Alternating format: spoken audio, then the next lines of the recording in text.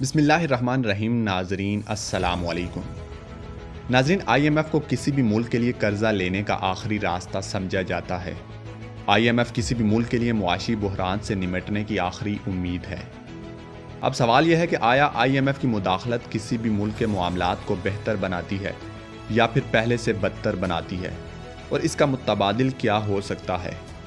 ناظرین، I M F International Monetary Fund 190 ممالک پر مشتمل ایک انٹرنیشنل ادارہ ہے. یہ تمام ملک مل کر دنیا کی معیشت کو مضبوط کرنے کی کوشش کرتے ہیں. آئی ایم ایف 1944 میں بنایا گیا. دوسری جنگ عظیم کے بدترین نتائج کے بعد دنیا کی معیشت کو مضبوط کرنے کے لیے آئی ایم ایف کا قیام عمل میں لایا گیا. ناظرین، I M F quota system کی بنیاد پر مختلف ممالک کو قرضے فراہم کرتا ہے. 2018 میں آئی ایم ایف نے ارجنٹائن کو آئی ایم ایف کی تاریخ کا سب سے بڑا قرضہ $57 ارب دیا تھا. آئی ایم ایف کے پاس کل $1 ٹریلین موجود ہیں، جو کہ آئی ایم ایف مختلف ممالک کو قرض کی صورت میں دیتا ہے. سال 2002 میں برازیل نے اپنے قرضوں کی وجہ سے ڈیفالٹ ہونے سے قبل آئی ایم ایف کا قرضہ حاصل کیا، لیکن اس کی حکومت جلد ہی معیشت کو بحال کرنے میں کامیاب ہوئی اور اس نے 2 سال قبل ہی اپنا تمام قرضہ آئی ایم ایف کو واپس ادا کر دیا. ناظرین، آئی ایم ایف قرض دیتے ہوئے رکن ممالک پر سختیاں عائد کرتا ہے، جن پر یہ کہہ کر تنقید کی جاتی ہے کہ یہ ضرورت سے زیادہ مشکل ہے. ان میں حکومتی قرضوں میں کمی، کارپوریٹ ٹیکسوں میں کمی اور ملکی معیشت کو بیرونی سرمایہ کاری کے لیے کھولنا شامل ہیں. 2009 میں جب یورپ کا معاشی بحران شروع ہوا تو یونان سب سے زیادہ اس بحران سے متاثر ہوا.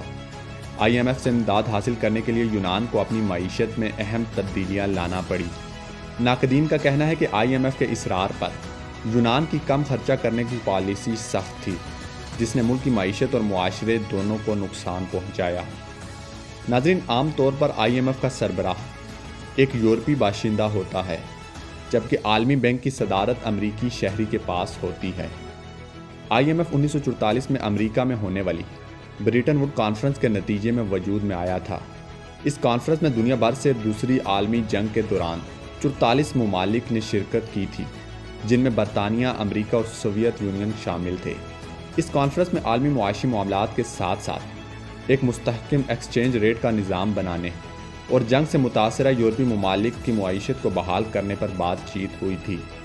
ان مقاصد کو پورا کرنے کے لیے عالمی بینک اور آئی ایم ایف کا قیام عمل میں آیا. آئی ایم ایف کے اراکین ایک فکسڈ ایکسچینج ریٹ کے نظام پر متفق ہوئے تھے، جس کے بارے میں طے ہوا تھا کہ اسے 1970 تک قائم رکھا جائے گا. ناظرین، یہیں پر یہ سوال ہے کہ پاکستان کب آئی ایم ایف کے پاس گیا؟ پاکستان کی آئی ایم ایف پروگراموں میں شمولیت کے بارے میں عالمی اداروں کی ویب سائٹ پر موجود تفصیلات کے مطابق پاکستان کے آئی ایم ایف کے ساتھ ابھی تک 23 پروگرام ہوئے ہیں، اور پہلا پروگرام دسمبر 1958 میں طے پایا تھا، جس کے تحت پاکستان کو $2.5 کروڑ دینے کا معاہدہ ہوا تھا. اس کے بعد آئی ایم ایف پروگراموں کا سلسلہ بڑھتا چلا گیا. آخری بار آئی ایم ایف نے اگست 2022 میں ایکسٹینڈڈ فنڈ فیسلٹی کے 7ویں اور 8ویں ریویو کے تحت پاکستان کو $1.1 ارب قرضہ دیا تھا. آئی ایم ایف کے ایگزیکٹو بورڈ نے جولائی 2019 میں پاکستان کے لیے $6 ارب قرض کی منظوری دی تھی. آئی ایم ایف پروگرام کی تاریخ کے مطابق فوجی صدر ایوب خان کے دور میں پاکستان کے آئی ایم ایف سے 3 پروگرام ہوئے. پاکستان پیپلز پارٹی کے وزیر اعظم ذوالفقار علی بھٹو کی سربراہی میں بننے والی پہلی حکومت کے دور میں پاکستان کے آئی ایم ایف کے ساتھ 4 پروگرام ہوئے. اسی طرح جنرل ضیاء الحق کے دور میں پاکستان نے آئی ایم ایف کے ساتھ 2 پروگراموں میں شرکت کی. پاکستان پیپلز پارٹی کی دوسری حکومت میں بینظیر بھٹو کی وزارت عظمیٰ کے دور میں پاکستان آئی ایم ایف کے 2 پروگراموں میں شامل ہوا. سابق وزیر اعظم نواز شریف کی پہلی حکومت میں ایک آئی ایم ایف پروگرام میں پاکستان نے شمولیت اختیار کی. بینظیر بھٹو کی وزارت عظمیٰ کے دوسرے دور میں بھی پاکستان نے آئی ایم ایف کے 3 پروگراموں میں شرکت کی. نواز شریف کی دوسری وزارت عظمیٰ کے دور میں بھی پاکستان نے آئی ایم ایف کے 2 پروگراموں میں شمولیت اختیار کی. سابق فوجی صدر پرویز مشرف کے دور میں 2 آئی ایم ایف پروگرام ہوئے.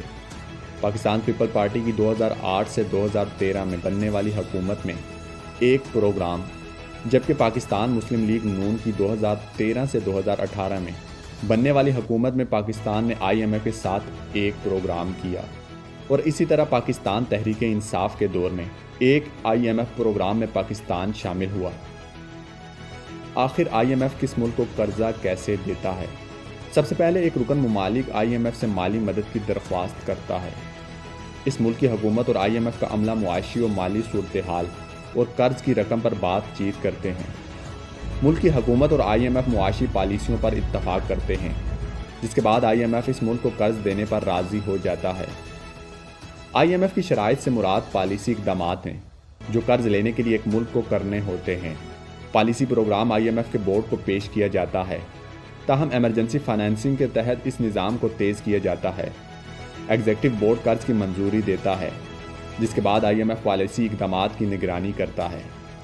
ملک کی معاشی اور مالی صورتحال بہتر ہونے پر IMF کو قرض کی رقم واپس کی جاتی ہے تاکہ اسے دوسرے رکن ممالک کے لیے دستیاب بنایا جا سکے۔ ترقیاتی بینکوں کے برعکس IMF کسی مخصوص پروجیکٹ کے لیے قرض نہیں دیتا۔ IMF کا مقصد ملکوں کو معاشی بحران میں مالی معاونت فراہم کرنا ہے۔ ایسے میں معاشی استحکام اور پیداوار کے لیے پالیسی پر عمل درآمد یقینی بنایا جاتا ہے۔ کسی ملک میں معاشی بحران کی وجہ بیلنس آف پیمنٹ کرائسس ہوتا ہے، جس میں ایک ملک کے پاس اتنے پیسے نہیں ہوتے کہ وہ اپنے غیر ملکی قرض ادا کر سکے یا اپنی درآمدات حاصل کر سکے۔ اس ملک کی آمدن اور اخراجات میں بڑے خسارے کی وجہ سے مالی بحران پیدا ہو سکتا ہے۔